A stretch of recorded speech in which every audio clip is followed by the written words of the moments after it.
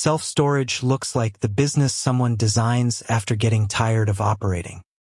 There is no inventory to reorder, no tables to turn, and no complicated service to deliver. A customer rents an empty box, supplies the stuff, and often pays automatically every month. That simplicity is real, but it hides the question that determines almost everything.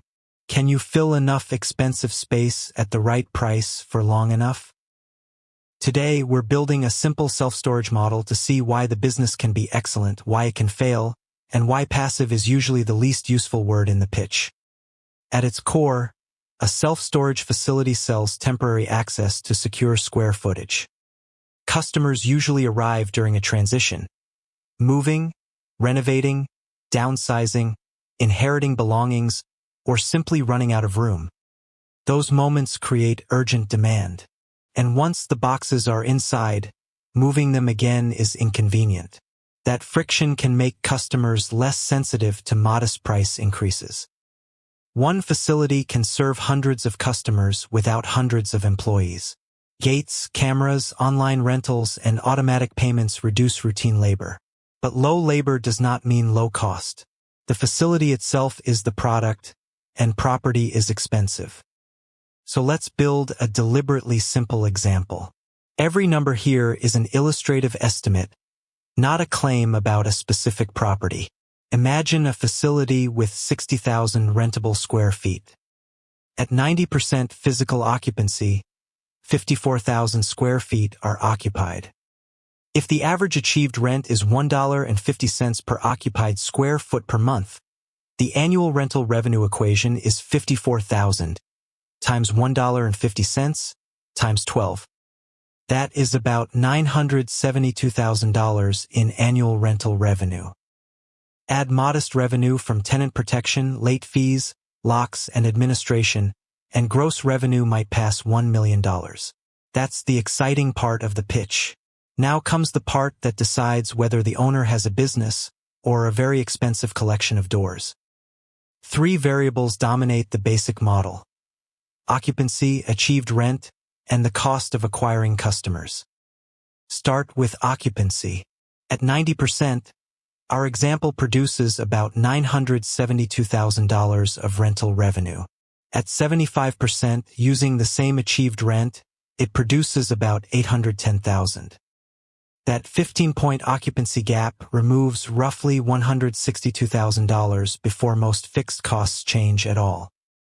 If this is the kind of business math you want more of, subscribe. Main Street Margins breaks down a different ordinary business every week, without the income pitch theater. Next is achieved rent.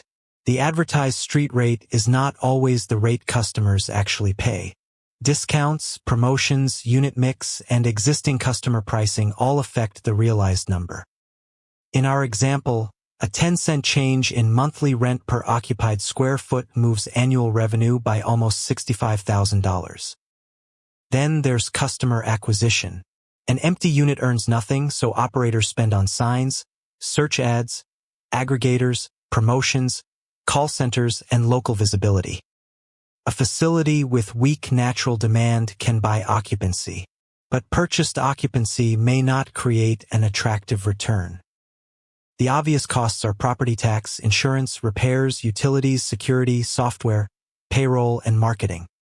The less obvious cost is capital. Land must be acquired. Construction or conversion must be funded. Interest must be paid. And a facility may take years to reach stable occupancy. During that lease-up period, taxes, debt service, and upkeep arrive immediately. Property taxes and insurance can rise faster than expected. Climate control adds utility and equipment costs. Gates, roofs, drainage, pavement, and elevators eventually demand attention. And because the buildings look simple, new supply can arrive when a market appears attractive. A facility can be well operated and still face a much tougher local pricing environment. Strong operators do more than unlock doors. They select markets carefully, manage the unit mix, price dynamically, and make renting frictionless. They study population growth, housing density, moving activity, visibility, access, competing supply, and local development rules before committing capital. They also manage the unit mix. A building full of the wrong unit sizes can have empty space even when local demand is healthy. And they price dynamically. The useful question isn't simply, how full are we?